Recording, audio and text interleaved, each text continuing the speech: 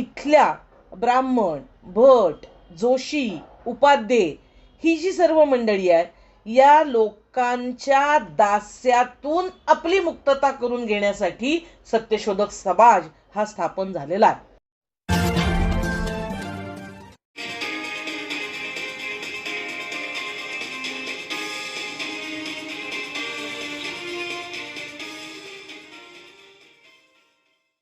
सत्य की जय हो. 24 सप्टेंबर सत्यशोधक समाजाचा वर्धापन दिन आणि छत्रपती शिवाजी महाराजांचा दुसरा राज्याभिषेक दिन हा 24 सप्टेंबरला असतो. जागृती न्यूज चॅनलच्या माध्यमातून या सत्यवेदमध्ये हा संवाद ऐकणाऱ्या सर्वांना या दोनही दिनांच्या निमित्तानं क्रांतिकारी शुभेच्छा देते.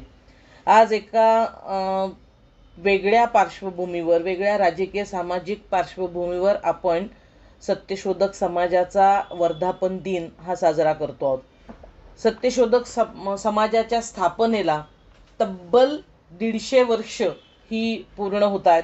म्हणजे 150वा वर्धापन दिन सत्यशोधक समाजाचा आपण 24 सप्टेंबरला साजरा करतो आहोत. 24 सप्टेंबर 1873 मध्ये सत्यशोधक समाजाची स्थापना महात्मा फुले, सावित्रीबाई फुले, कृष्णराव भालेकर आणि त्यांच्या सर्व सहकाऱ्यांनी मिळून आपल्याला या पुण्यामध्ये केलेली दिसते.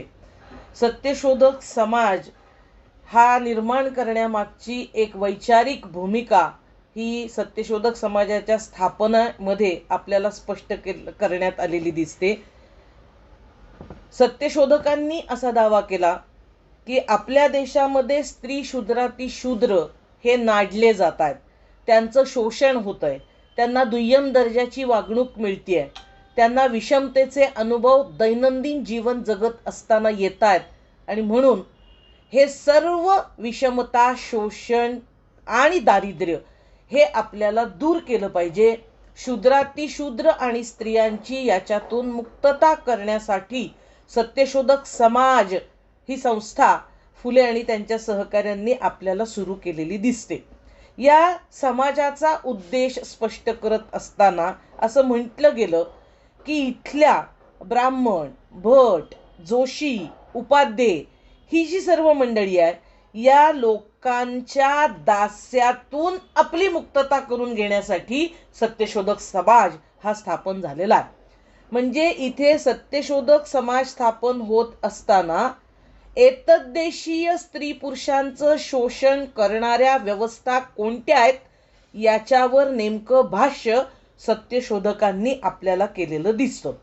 ब्राह्मण, भट, जोशी, उपाध्ये या सर्व लोकांनी केलं काय?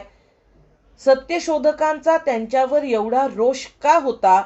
सत्यशोधक आपल्याला असं सांगतात की त्यांनी आपमतलबी ग्रंथांची निर्मिती केली आणि या ग्रंथांच्या निर्मितीतून शूद्र, अतिशूद्र आणि स्त्रिया यांना दास्यत्वात ढकललं गेलं.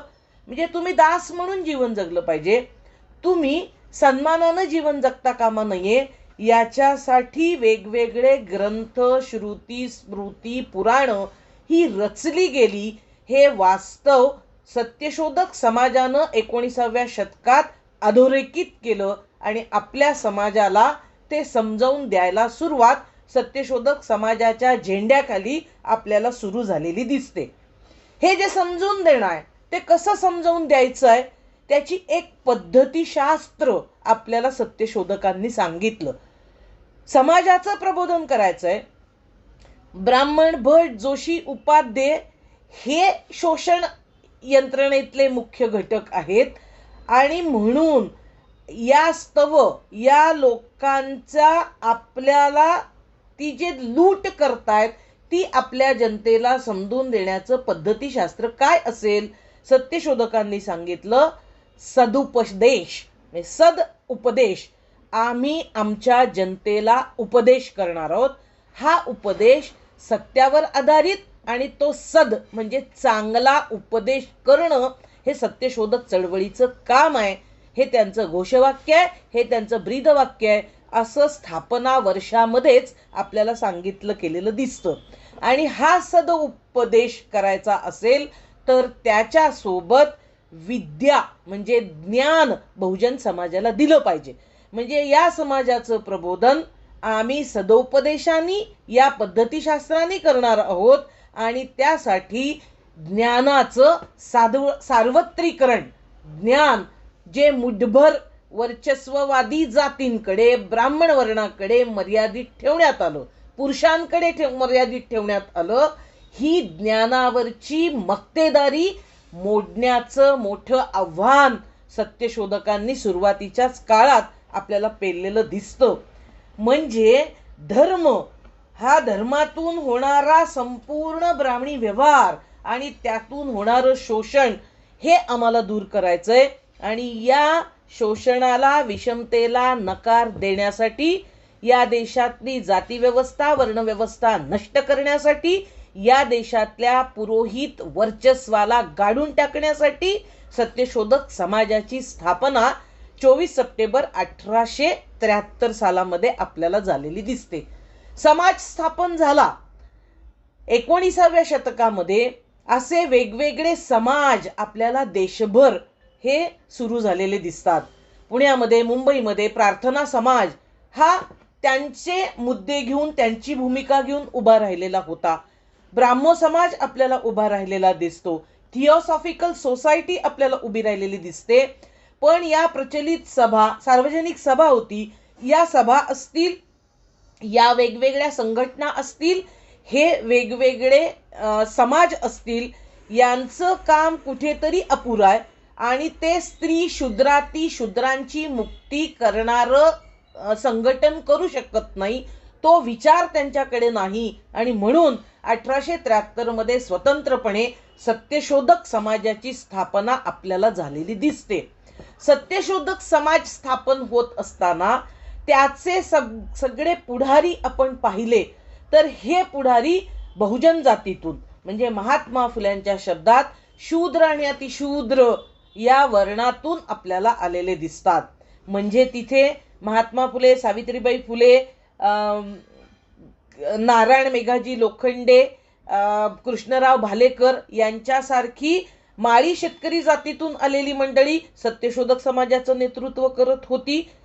दुसरीकडे हरिरावजी शिंदे असतील, चिपळूणचे, यांच्यासारखे मराठा समाजातले लोक, उरवणे यांच्यासारखे लोक, गोटूळ हे सदोबा गावंडे यांच्यासारखी शेतकरी जातीतली माणसं ही सत्यशोधक समाजाचं पुढारपण आपल्याला करताना दिसत आहेत. आणि त्यानंतर आपल्याला विश्रामरामजी घोले असतील किंवा अगदी नंतरच्या टप्प्यात सावित्रीबाई रोडे या रामोशी समाजातली एक स्त्री सत्यशोधक समाजाचं नेतृत्व आपल्याला करताना दिसतेय. म्हणजे याच्यामध्ये सर्व जातींचे, ज्या दडपलेल्या जाती आहेत त्या जातीतले लोक सत्यशोधक समाजाचं पुढारपण करण्यात, सत्यशोधक चळवळीची वैचारिक भूमिका मांडण्यात, त्याचे कृती कार्यक्रम आखण्यात, फुल्यांपासून, लोखंड्यांपासून सावित्रीबाई, ताराबाई शिंदे, त्यांचे वडील, काका, ही सर्व मंडळी वराड प्रांतामध्ये, पुण्यामध्ये, सगळीकडे ही बहुजन समाजातली नेते मंडळी आपल्याला पुढे येताना दिसतात. दुसरीकडे आपल्याला असं दिसतंय की सत्यशोधक समाजाची ही वैशिष्ट्यपूर्णता राहिली की केवळ पुरुष नाही तर बहुजन जातीतल्या, वेगवेगळ्या जातीतल्या स्त्रियांनी सत्यशोधक चळवळीचं वैचारिक नेतृत्व आणि प्रत्यक्ष सत्यशोधक समाजाचं नेतृत्व सुद्धा आपल्याला केलेलं दिसतं. ताराबाई शिंदे, मुक्ता साळवे ही 11 वर्षाची मुलगी मांग महाराजांच्या दुःखाविषयी हा निबंध लिहून सत्यशोधक विचार समाजामध्ये पोहोचवण्याचा महत्तम प्रयत्न याच 19व्या शतकात आपल्याला करताना दिसते. खुद्द सावित्रीबाई फुले या मुलींसाठीची पहिली शाळा चालवतात. त्यांनी कविता लिहिलेल्या आहेत, त्यांनी सत्यशोधक समाजाचं नेतृत्व आपल्याला केलेलं दिसतंय. सावित्रीबाई नंतर आपल्याला त्यांच्या महात्मा फुल्यांच्या आत्या या सगुणाबाई क्षीरसागर या सत्यशोधक चळवळीत दिसतात. सावित्रीबाईंची सहकारिणी, मैत्रीण, त्यांच्या चळवळीतली सहकारिणी म्हणजे फातिमाबी शेख या त्यांच्यासोबत आपल्याला शिक्षण ज्ञानाच्या या संपूर्ण कार्यामध्ये सहभागी झालेल्या दिसतात. आणि 1911 नंतरच्या काळामध्ये रामोशी समाजातल्या सावित्रीबाई रोडे, तानुबाई बिर्जे अगोदरच्या काळात या पहिल्या महिला संपादक आहेत. म्हणजे इथे सत्यशोधक चळवळीमध्ये वेगवेगळ्या दडपलेल्या जातीतनं आलेल्या स्त्रियांनी संपादक म्हणून भूमिका अदा केली. वैचारिक लेखन करून स्त्री पुरुष तुलना नावाचा अजरामर ग्रंथ लिहून ताराबाईंनी पुरुष सत्तेच्या विरोधात कोरडे आपल्याला ओढलेले दिसत आहेत. ही एक सत्यशोधक चळवळीची वैशिष्ट्यपूर्णता आपल्याला राहिलेली दिसते. शूद्रातिशूद्र या संकल्पने बरहुकूम सत्यशोधक चळवळीचं नेतृत्व आंदोलनांचं सुद्धा आणि वैचारिक हे स्त्री पुरुषांनी आपल्याला केलेलं दिसतं. सत्यशोधक चळवळीनं समाजामध्ये ज्या महत्त्वाच्या भूमिका अदा केल्या, आंदोलनं कोणती घेतली, या देशातल्या ब्राह्मणी व्यवस्थेला, मूल्य संस्कृतीला आव्हान देण्याचं 19व्या शतकात महत्तम कार्य करत असताना सत्यशोधक चळवळीनं ब्राह्मणी संस्कृतीतून आपल्याला दुय्यम लेखणारे जे विधी, ज्या चालीरीती, ज्या परंपरा आहेत त्या त्यागल्या पाहिजेत, त्याचा निषेध केला पाहिजे, त्या आपल्या आयुष्यातून वजा केल्या पाहिजेत. ही भूमिका सत्यशोधक चळवळीनं आपल्याला घेतलेली दिसते. म्हणजे आपण जे जे धार्मिक विधी करतो त्या धार्मिक विधीमध्ये जिथे जिथे भिक्षुक येईल तो भिक्षुक वजा झाला पाहिजे. याचं कारण या विश्वाची निर्मिती निर्मिकानं केलेली आहे आणि त्यामुळे त्या निर्मिकामध्ये आणि आपल्यामध्ये कुठल्याही प्रकारचा मध्यस्थ असता कामा नये. ही भूमिका महात्मा फुले आणि सत्यशोधक चळवळीनं, सत्यशोधक समाजानं आपल्याला घेतलेली दिसते. आणि म्हणून सत्यशोधक समाजाचा पहिला अहवाल जो प्रसिद्ध झाला तो जर आपण वाचला तर त्या अहवालामध्ये समाजानं कोणते कार्यक्रम घेतले, समाजानं असं सांगितलं की अनेक माणसं आता वेगवेगळे विधी त्यांनी आपल्या घरापासून परिवर्तनाची सुरुवात केलेली आहे. म्हणजे पाद्य पूजा हा धार्मिक विधी आहे. म्हणजे ब्राह्मणांचे पाय धुवून त्यांची पूजा करणं, हे विधी आम्ही करणार नाही. या भूमिका सत्यशोधक चळवळीमध्ये आलेल्या व्यक्तींनी घेतल्या. नुसत्या घेतल्या नाही तर त्याच्यासाठी किंमत सुद्धा त्यांना मोजावी लागलेली दिसते. आणि ज्याचा उल्लेख कोणत्या कोणत्या माणसांना अशी किंमत मोजावी लागली त्यांचा उल्लेख सत्यशोधक समाजाच्या अहवालांमध्ये आपल्याला सापडतो. म्हणजे आम्ही पाद्यपूजा करणार नाही. पितर पंधरवडा आत्ताच झालेला आहे. काय केलं जातं? शिधा दिला जातो ब्राह्मणांना.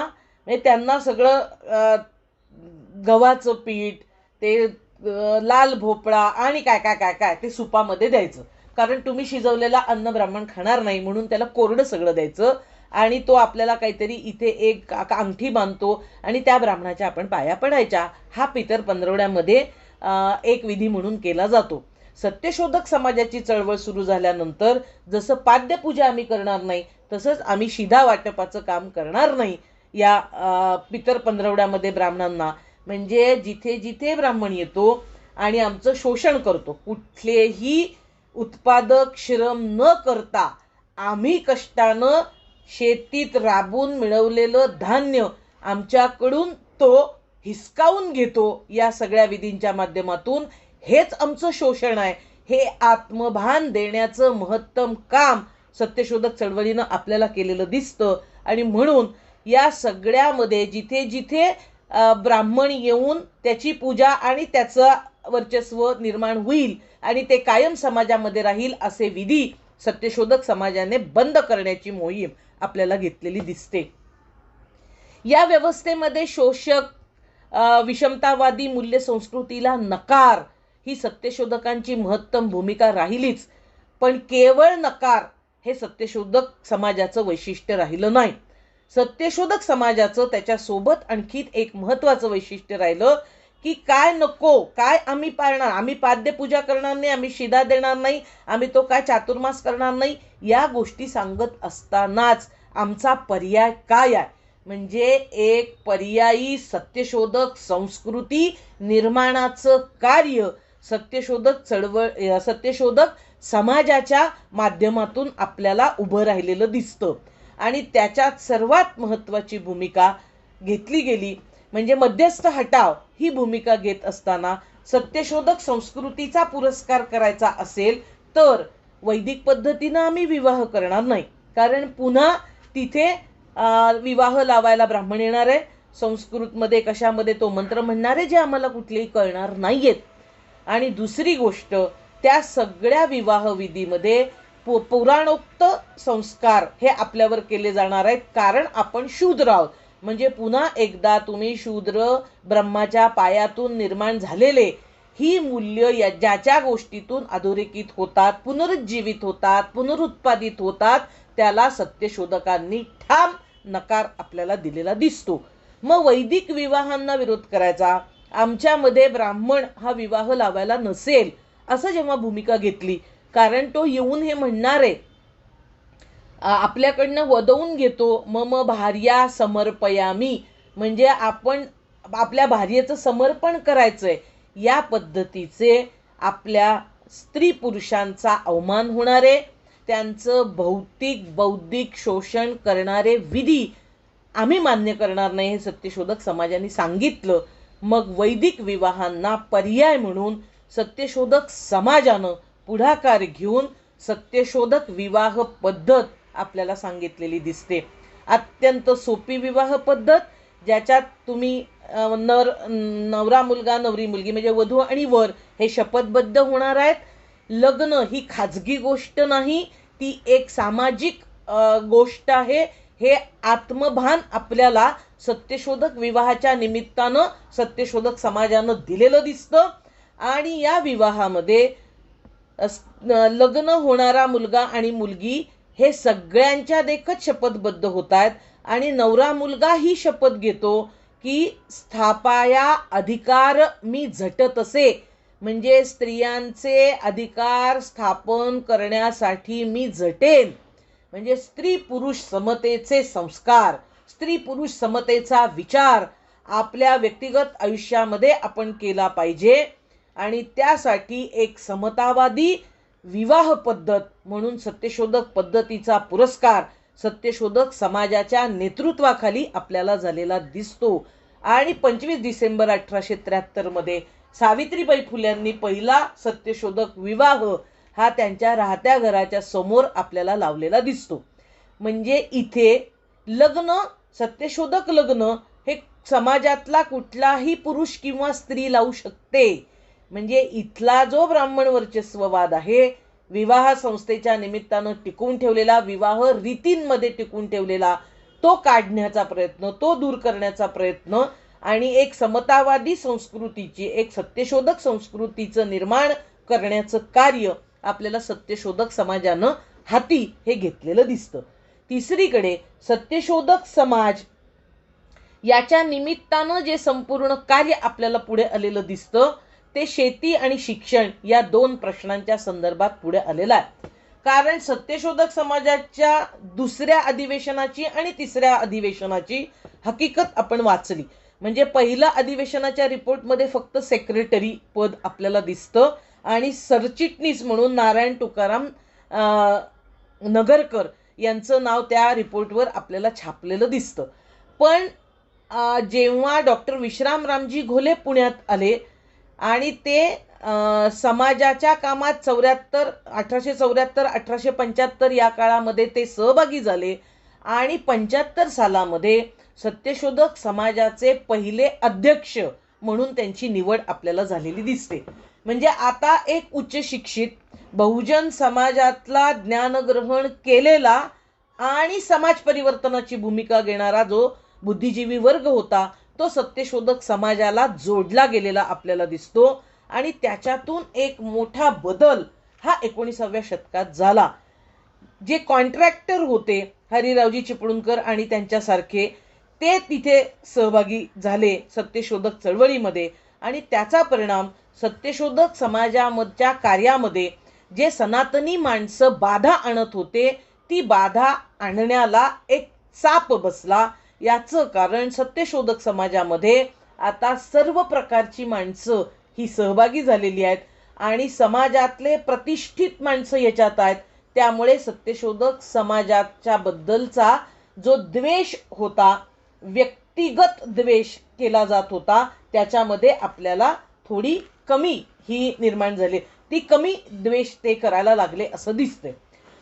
सत्यशोधक समाजाने डॉक्टर विश्रामरामजी घोले अध्यक्ष असताना सर्वात जास्ती भर हा शूद्रातिशूद्र आणि स्त्रियांच्या शिक्षणावर आपल्याला दिलेला दिसतो. विश्रामरामजी घोलेंनी शिक्षण प्रसार करण्यासाठी मोठी किंमत मोजली, जी आपल्याला सर्वांना माहिती आहे की त्यांची मुलगी काशीबाई ही पहिल्यांदा शिकायला लागल्यानंतर तिच्या अन्नात काचा कुटून टाकल्या गेला आणि त्याच्यातून तिचा मृत्यू झालेला आहे. म्हणजे 19व्या शतकातला ज्ञान ग्रहण करतानाचा बहुजन स्त्रियांचा पहिला बळी म्हणजे काशीबाई घोलेंचा बळी आहे. पण तरीही फुल्यांनी शिक्षण देण्या घेण्याचं काम आपल्याला घोल्यांनी थांबवलेलं दिसत नाही. त्यांची मुलगी दुसरी जी गंगूबाई आहे तिला त्यांनी शिकवलं, उच्च विद्या विभूषित केलं. हुजूरपागा शाळेच्या स्थापनेमध्ये फक्त रानडेंचं नाव सांगितलं जातं, पण हुजूरपागा शाळेच्या स्थापनेच्या संपूर्ण प्रक्रियेत डॉक्टर विश्रामरामजी घोले यांचा सिंहाचा वाटा होता, जे सत्यशोधक समाजाचे पहिले अध्यक्ष आपल्याला राहिलेले दिसतात. निबंध स्पर्धा विद्यार्थ्यांसाठी घेणं आणि या निबंध स्पर्धा घेत असताना त्या निबंध स्पर्धांचे विषय ब्राह्मण पंतोजी आमचं शोषण कसं करतो याच्याबद्दल निबंध लिहायला विद्यार्थ्यांना प्रवृत्त करणं, त्यांना ग्रंथ उपलब्ध करून देणं, हे काम आपल्याला सत्यशोधक चळवळीनं केलेलं दिसतं. आणि दुसरीकडे भारतातला शेती आणि शेतकरी कसा नाडला जातो याच्याबद्दलचं निबंध मुलांकडून लिहिणं, त्याच्यातली त्यांची आत्मभान जागृती करणं, त्यांना नवा विचार समजावून देणं, हे काम सत्यशोधक चळवळीनं आपल्याला केलेलं दिसतं. याचं कारण शेतकऱ्यांची स्थिती ही महात्मा फुल्यांच्या भाषेमध्ये हल्ली ते कर्जबाजारी झाले आहेत असं महात्मा फुले सांगतात. फॉरेस्ट खातं आलं आणि या फॉरेस्ट खात्यांनी सर्वात नुकसान हे आदिवासींचं केलं, कारण की फॉरेस्टनं आदिवासी कसत असलेल्या जमिनींवर ताबा सांगितला आणि दुसरीकडे शेतकरी आपली गुरं चाराला तिथे नेत आहेत, ते शेती झूम शेती करतायत, ती त्यांच्यापासून हिरावून घेतली. त्याला सरपण आता मिळत नाही म्हणून त्याच्या खर्चात वाढ झाली. म्हणजे फॉरेस्ट खातं हे भिल्ल आदिवासींच्या मुळावर उठलंय असं महात्मा फुले सांगत होते. तसंच ते शेतकऱ्यांच्या मुळावर उठलंय हे फुले आपल्याला सांगताना दिसतात.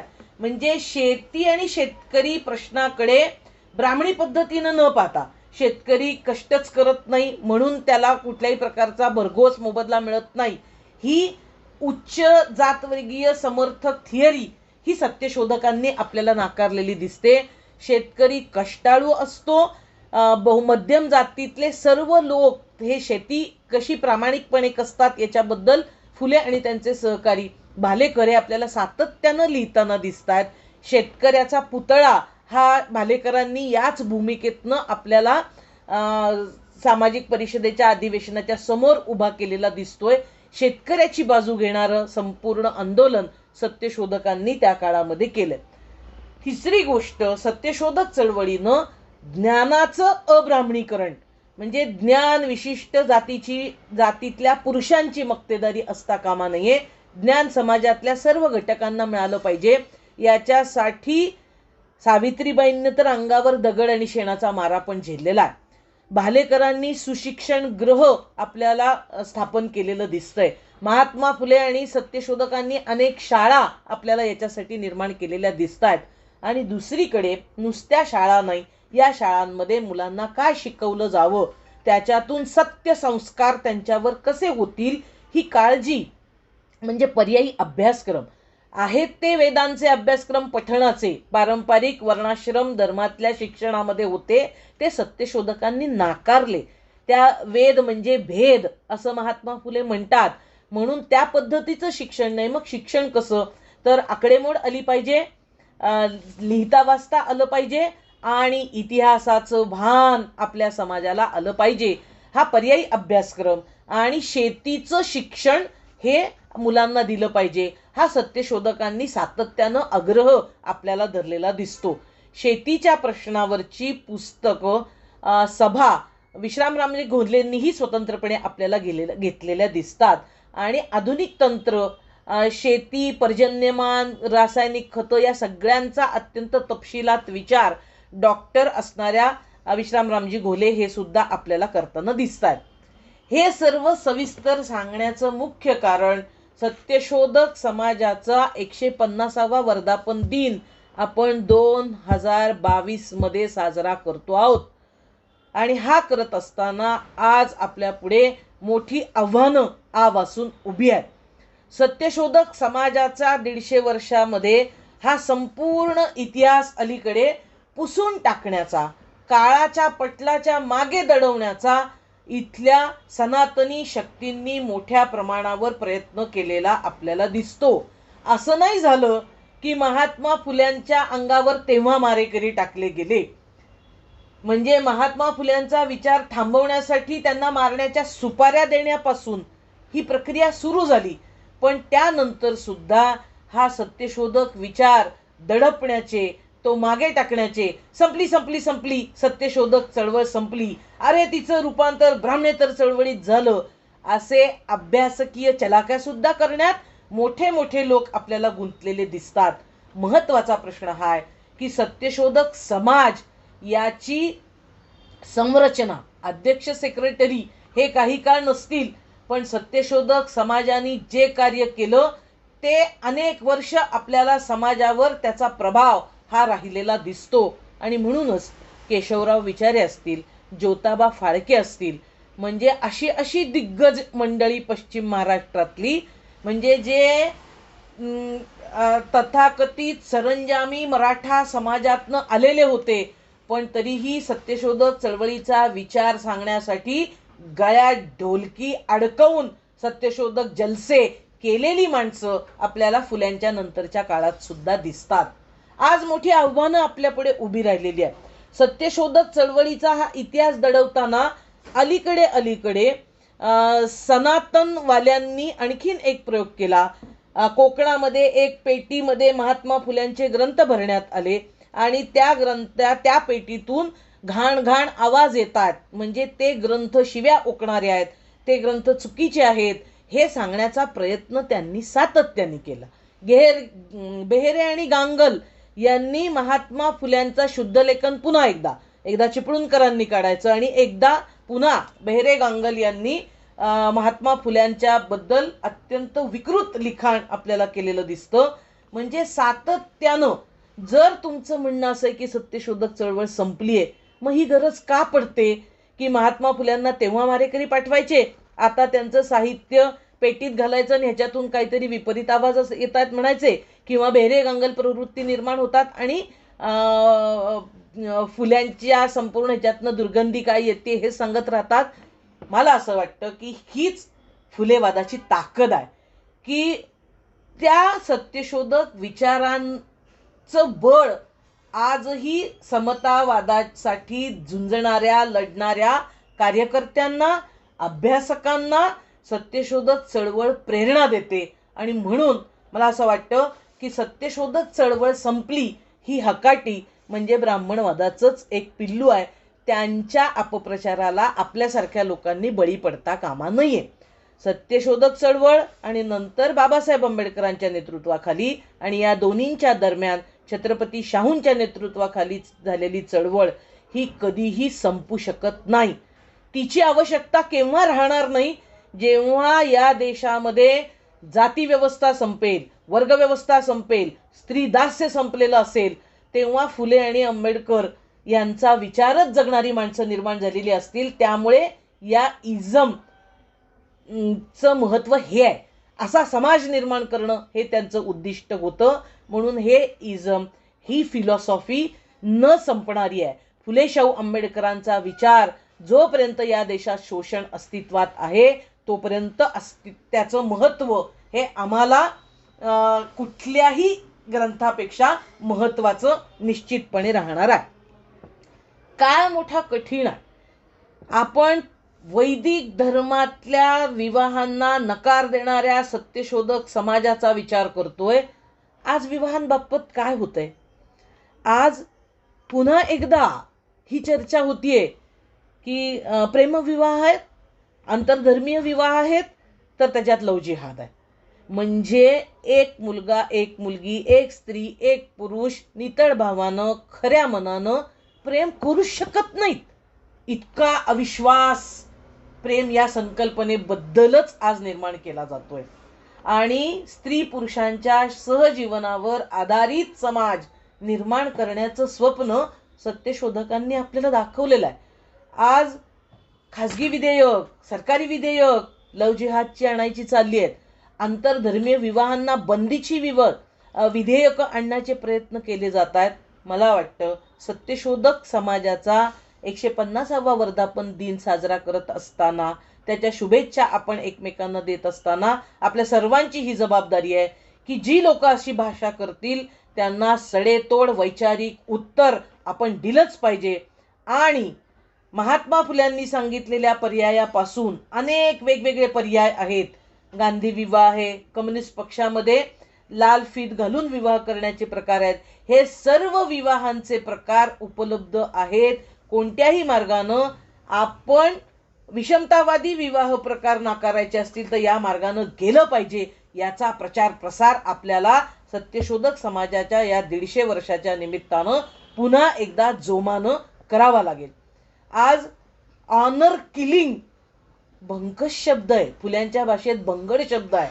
ऑनर आणि किलिंग एकत्र असत नाही. खोट्या जात प्रतिष्ठेसाठी आंतरजातीय प्रेम करणाऱ्यांचे मुडदे पाडले जात आहेत आणि याच्यातून एक भयाची संस्कृती निर्माण केली जाते. ती आपल्याला रोखावी लागेल. हे आव्हान सत्यशोधक चळवळीची 150 वर्ष साजरी करत असताना आपल्या समोर आहे. आज ज्ञानाचं ज्या पद्धतीनं बाजारीकरण झालंय, म्हणजे अलीकडे ज्ञान याच्यामध्ये मनिवाद आणि मनुवाद याची सांगड आहे. आणि आपल्याला 19व्या शतकामध्ये सत्यशोधक समाज हे सांगतोय की ज्ञानाचं अब्राह्मणीकरण झालं पाहिजे. ज्ञान समतावादी मूल्यांवर आधारित असलं पाहिजे.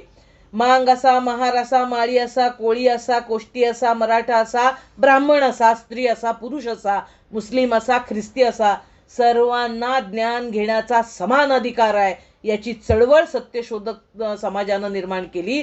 आणि आज नवीन शैक्षणिक धोरण याच्या नावाखाली नवी गुलामी आणण्याचा प्रयत्न केला जातोय. छोटे छोटे उद्योग व्यवसायांचं प्रशिक्षण द्या.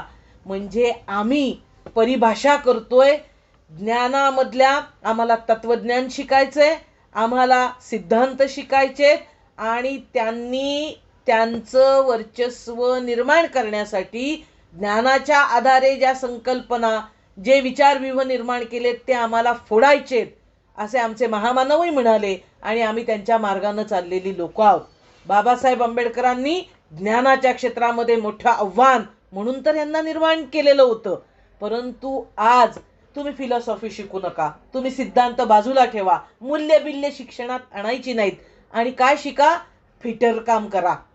म्हणजे मोदींनी ज्या पद्धतीची भाषणं केलेली होती, गटाराच्या मधून निघणाऱ्या वायूमधून तुम्ही तिथे गॅस पेटवा आणि भजी तळा आणि ते भजीचा व्यवसाय करा, या पद्धतीचा समाज त्यांना करायचा आहे. आम्हाला फुले आणि बाबासाहेब सांगत होते की तुम्ही उपाशी राहिलात तरी चालेल, पण सन्मानानं जीवन तुम्ही जगणं सोडता कामा नये. लाचार होऊन 100 सोन्याच्या ताटात भाकऱ्या वाढल्या तरी त्याच्यामध्ये लाचारी आहे ते तुम्ही पत्करता कामा नये. हा आत्मसन्मान आम्हाला फुल्यांनी आणि बाबासाहेबांनी शिकवला. आणि आजचं संपूर्ण शिक्षण मोडतोड करणारं, सिद्धांत शिकू नका, विचार शिकू नका आणि काहीतरी कोर्सेस शिका, हे जे सगळं शिक्षण आलेलं आहे, येऊ घातलेलं आहे, 2023 मध्ये ते येणार आहे. याच्यातून शिक्षणाचं पुन्हा एकदा ब्राह्मणीकरण, शिक्षणामध्ये उच्च जात वर्गीयांची मक्तेदारी निर्माण करणारं शिक्षण आणि आपल्याला ज्ञानाच्या क्षेत्रातून परिघाच्या बाहेर ढकलणारं शिक्षण हे याच्यातून निर्माण केलं जात आहे. आणि म्हणून सत्यशोधक समाजाच्या 150व्या वर्धापन दिनाच्या निमित्तानं शिक्षणामध्ये चाललेली ही घुसखोरी, शिक्षणामध्ये घुसडलं जाणारं असत्य, खोटा इतिहास शिकवण्याची चाललेली चढाओढ, या सर्व प्रश्नांना, या आव्हानांना आपण तोंड दिलं पाहिजे आणि त्याचा संघटितपणे प्रतिकार केला पाहिजे. हे सत्यशोधक समाजाच्या 150व्या वर्धापन दिनाच्या निमित्तानं आपल्यासमोर खरं तर असणारं आव्हान आहे. आज शेती आणि शेतकरी यांची ज्या पद्धतीनं संपूर्ण परिस्थिती करून ठेवलेली आहे, म्हणजे दिल्लीमध्ये शेतकरी आंदोलनाला बसले होते. आपण आपल्या डोळ्यादेखत हा इतिहास घडताना पाहिलेला आहे. म्हणजे स्वातंत्र्याच्या आंदोलनानंतर इतक्या मोठ्या सहभागाचं आंदोलन हे पहिल्यांदा आपण पाहत होतो. आणि या आंदोलनामध्ये जे जुलमी कृषी कायदे ते रद्द करा याच्यासाठी देशभरातला शेतकरी एकमुखानं एकवटला होता. आणि तेव्हा आज आंदोलन जिंकलंय, तो कायदा मागे घेतलेला आहे, परंतु सत्ताधारी वर्गाची भाषा काय होती, शेतकऱ्याबद्दलचं त्यांचं म्हणणं काय होतं. इलेक्शनमध्ये 2014 मध्ये स्वामीनाथन आयोगानुसार हमीभाव आणि 50% नफा शेतकऱ्यांना देऊ असं आपल्या जाहीरनाम्यामध्ये भारतीय जनता पक्षानं लिहिलं. आणि नंतर अमित शहा म्हणतात वो तो चुनावी जुमला था. शेतकऱ्याची चेष्टा करताय तुम्ही. हे सगळं देशामध्ये घडत चाललंय.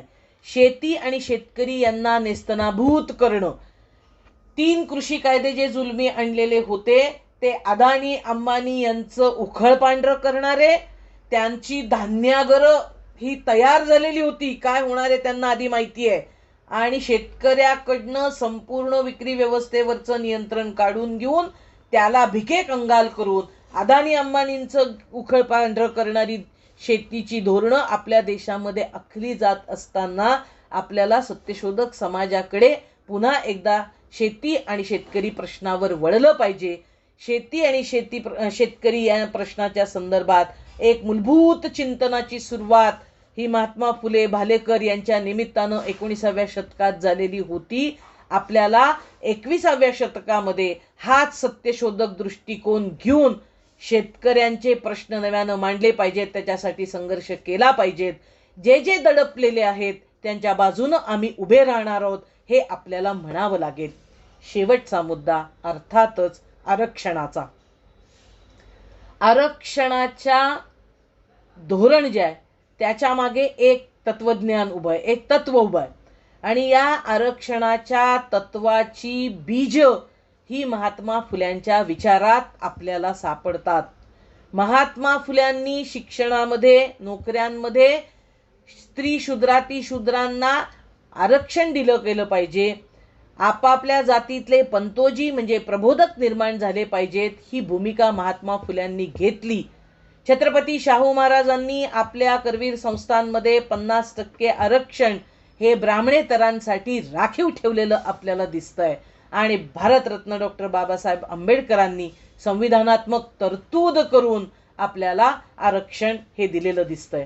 आज या आरक्षणाचं काय केलं गेलं? आरक्षण संपवणं हा प्रतिगाम्यांचा, हा सनातनांचा मुख्य अजेंडा आहे. धर्माधर्मातल्या तेढ निर्माण करत राहायच्या, तुम्हाला धार्मिक चौकटीमध्ये भांडायला भाग पाडायचं आणि इकडे शांतपणे आरक्षण संपवत न्यायचं, हे त्यांचं कुटील कारस्थान आहे. आरक्षण म्हणजे त्यांची घोषणा फक्त काँग्रेस मुक्त भारत ही नाही आहे, ती तर त्यांनी करून दाखवली आहे. ते संसदीय राजकारण जे करतायत त्याचं ते प्रश्न उत्तरं शोधतीलच अधिक मोठ्या प्रमाणात, आपणही शोधली पाहिजेत. पण त्यांचा खरा अजेंडा हा आरक्षण मुक्त भारताचा आहे, हे आपण लक्षात ठेवलं पाहिजे. फुले शाहू आंबेडकरांनी आम्हाला जातीमुक्त भारत हे स्वप्न दाखवलं आणि आज हे सनातनी, हे प्रतिगामी आरक्षण मुक्त भारताकडे निघालेले आहेत. आणि म्हणून आरक्षण संपवण्याची जी संपूर्ण कारस्थानं आहेत, मग कधी न्यायालयांचा वापर, कधी GRचा वापर, कधी वटहुकमांचा वापर, असा बेमामलूनपणे करत आरक्षण जवळजवळ संपवत आणण्याच्या गोष्टी यांनी करायला सुरुवात केलेली आहे. आणि म्हणून आपल्याला जागं झालं पाहिजे आणि हे म्हटलं पाहिजे की आरक्षण देण्यामागची मूळ धारणा, मूळ विचार काय होता, जो फुल्यांनी, शाहू महाराजांनी आणि बाबासाहेबांनी सतत अधोरेखित केला. आपल्या देशामध्ये जोपर्यंत जाती व्यवस्थेचं शोषण अस्तित्वात आहे तोपर्यंत आरक्षण हे अस्तित्वात राहिलं पाहिजे. ज्या दिवशी शोषण संपेल त्या दिवशी आम्ही स्वतः आरक्षण नको, सर्वजण आम्ही समान आहोत ही भूमिका घेणारे लोक आहोत. आणि म्हणून आरक्षणाच्या प्रश्नाचा अत्यंतिक गुंतागुंत त्यांनी निर्माण केलेली असताना आपल्याला सत्यशोधक समाजाचा 150वा वर्धापन दिन साजरा करत असताना आरक्षणासाठीची श्वेतपत्रिका, जाती अंतासाठीची श्वेतपत्रिका ही तयार करण्यात यावी, हे सत्यशोधक समाजाच्या 150व्या वर्षात आपल्याला म्हणावं लागेल. स्त्री मुक्तीचा, अब्राह्मणी स्त्री मुक्तीचा आमचा अर्थ, आशय, सिद्धांत काय आहे हे आपल्याला या 150व्या वर्षानिमित्त सत्यशोधक समाजाच्या हे आवर्जून सांगावं लागेल. महात्मा फुल्यांनी स्त्री शूद्राती शूद्रांच्या मुक्तीची परिभाषा दिली. आज या स्त्री शूद्राती शूद्रांचं शोषण कशा प्रकारे होतंय आणि या शोषणातून मुक्त करण्यासाठीचं प्रबोधन आणि जाती व्यवस्था अंताची लोकशाही क्रांती आम्ही करण्यासाठी कटिबद्ध होत आहोत, हे पुन्हा एकदा उच्चरवाणी आपल्याला सांगावं लागेल. हाच आजच्या सत्यवेदचा सांगावा आहे. सत्य की जय हो.